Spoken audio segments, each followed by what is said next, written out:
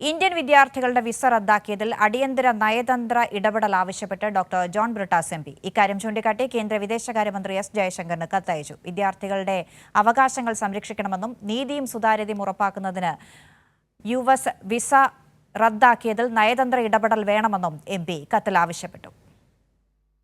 അമേരിക്കയിലെ നൂറുകണക്കിന് ഇന്ത്യൻ വിദ്യാർത്ഥികളുടെ വിസ റദ്ദാക്കിയ നടപടിയിൽ അടിയന്തര ഇടപെടൽ ആവശ്യപ്പെട്ടുകൊണ്ടാണ് രാജ്യസഭാംഗം ഡോക്ടർ ജോൺ ബ്രിട്ടാസ് എം.പി. വിദേശകാര്യമന്ത്രി എസ് ജയശങ്കറിന് കത്തയച്ചത്. വ്യക്തമായ വിശദീകരണമോ മുന്നറിയിപ്പോ ഇല്ലാതെയാണ് വിദ്യാർത്ഥികളുടെ വിസ റദ്ദാക്കിയതായി ഭരണകൂടം അറിയിച്ചത്. ഇത് വിദ്യാർത്ഥികളുടെ അക്കാദമിക ഭാവി തകർക്കുന്നതാണെന്നും വിഷയത്തിൽ നീതിയും സുതാര്യതയും ഉറപ്പാക്കണമെന്നും കത്തിൽ ചൂണ്ടിക്കാണിച്ചു.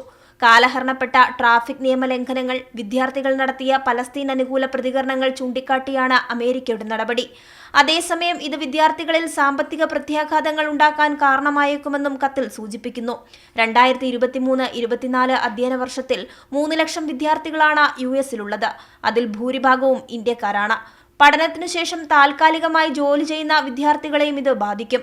ഇമിഗ്രേഷൻ ആൻഡ് കസ്റ്റംസ് എൻഫോഴ്സ്മെന്റും ഹോംലാൻഡ് സെക്യൂരിറ്റി വകുപ്പും നടത്തുന്ന കുടിയേറ്റ വിരുദ്ധ നീക്കങ്ങളുടെ ഭാഗമായാണ് നടപടിയെന്നാണ് വിദ്യാർത്ഥികൾക്കയച്ച മെയിലിൽ അമേരിക്കൻ ഭരണകൂടം ചൂണ്ടിക്കാണിക്കുന്നത്.